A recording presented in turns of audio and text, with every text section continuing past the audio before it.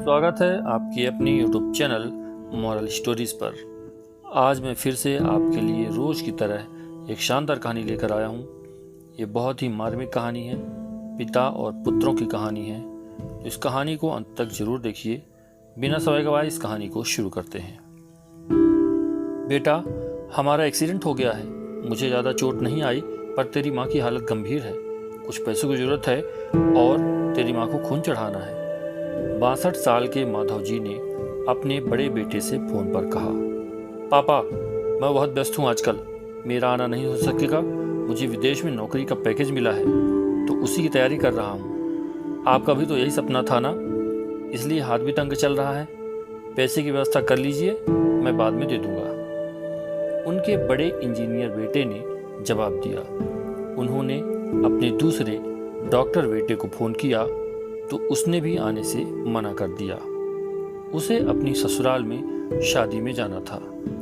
हाँ, इतना ज़रूर कहा कि पैसों की चिंता मत कीजिए, मैं भिजवा दूंगा। यह अलग बात है कि उसने कभी पैसे नहीं भिजवाए। उन्होंने बहुत मायूसी से फ़ोन रख दिया। अब उस नालायक को फ़ोन करके क्या फ़ायदा, जब ये दोनों नालायक बेटे कुछ नहीं कर सके तो वो नालायक क्या कर लेगा। उन्होंने सोचा और बोझिल कदमों से अस्पताल में पत्नी के पास पहुंचे और कुर्सी पर ढेर हो गए। पुरानी बातें याद आने लगी। माधवराव जी स्कूल में शिक्षक थे। उनके 3 बेटे और एक बेटी थी। बड़ा इंजीनियर और मझला डॉक्टर था। दोनों की शादी बड़े घराने में हुई थी।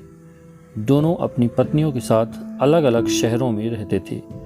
बेटी की शादी भी उन्होंने खूब धूमधाम से की थी। सबसे छोटा बेटा पढ़ाई में ध्यान नहीं लगा पाया था। 11वीं के बाद उसने पढ़ाई छोड़ दी और घर में ही रहने लगा। कहता था, मुझे नौकरी नहीं करना, अपने माता पिता की सेवा करनी है। पर मास्टर साहब उससे बहुत नाराज रहते थे। उन्होंने उसका नाम नालायक रख दिया था। दोनों बड़े भाई पिता के आज्ञाकारी थे, पर वह गलत बात पर उनसे भी बहस कर बैठता था। इसलिए माधव जी उसे पसंद नहीं करते थे। जब माधव जी रिटायर हुए तो जमा पूंजी कुछ भी नहीं थी। सारी बचत दोनों बच्चों की उच्च शिक्षा और बेटी की शादी में खर्च हो गई थी। शहर में एक घर, थोड़ी ज़मीन और गांव में थोड़ी सी ज़मीन थी। घर का खर्च उनके पेंशन से चल रहा था। माधव जी को जब लगा कि छोटा सुधरने वाला नहीं है तो उन्होंने बंटवारा कर दिया और उसके हिस्से की ज़मीन उसे देकर उसे गांव में ही रहने भेज दिया। हालांकि वह जाना नहीं चाहता था, पर पिता की जिद के आगे झुक गया और गांव में ही झोपड़ी बनाकर रहने लगा। माधव जी सबसे अपने दोनों होनहार और लायक बेटों की बड़ाई किया करते। उनका सीना गर्व से चौड़ा हो जाता था, पर उस नालायक का नाम भी नहीं लेते थे। 2 दिन पहले दोनों पति पत्नी का एक्सीडेंट हो गया था। वह अपनी पत्नी के साथ सरकारी अस्पताल में भर्ती थे। डॉक्टर ने उनकी पत्नी को ऑपरेशन करने को कहा था।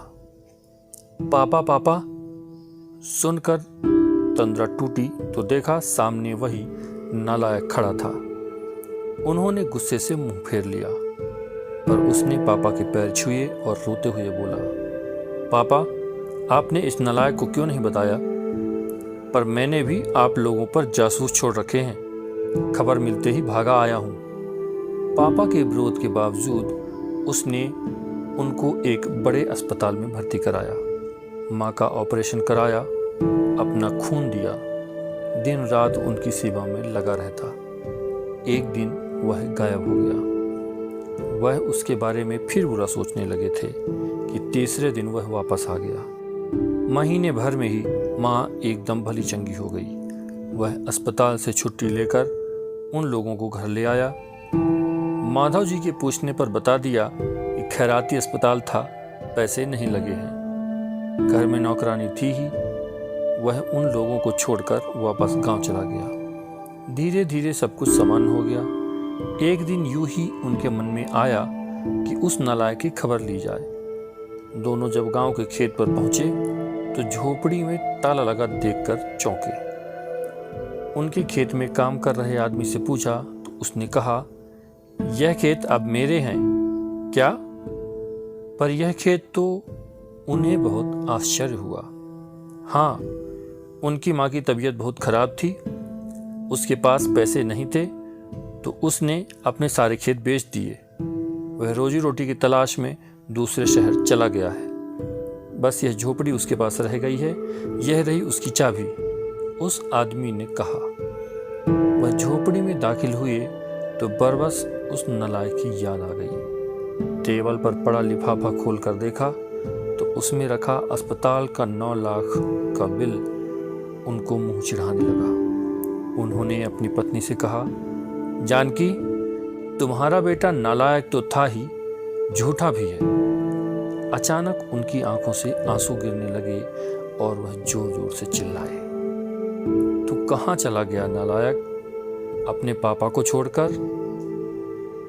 एक बार वापस आ जा, फिर मैं तुझे कहीं नहीं जाने दूंगा। उनकी पत्नी के आंसू भी बह रहे थे और माधव जी को इंतजार था अपने नालायक बेटे को अपने गले से लगाने का। सचमुच बहुत नालायक था वो। दोस्तों, यह कहानी कैसी लगी कमेंट के माध्यम से ज़रूर बताइए। अच्छी लगी हो तो एक लाइक कर दीजिए और उसे अपने दोस्तों के साथ शेयर कीजिए। ऐसी ही कहानी के लिए इस चैनल को सब्सक्राइब कीजिए और बेल आइकन को प्रेस कीजिए। बहुत बहुत धन्यवाद।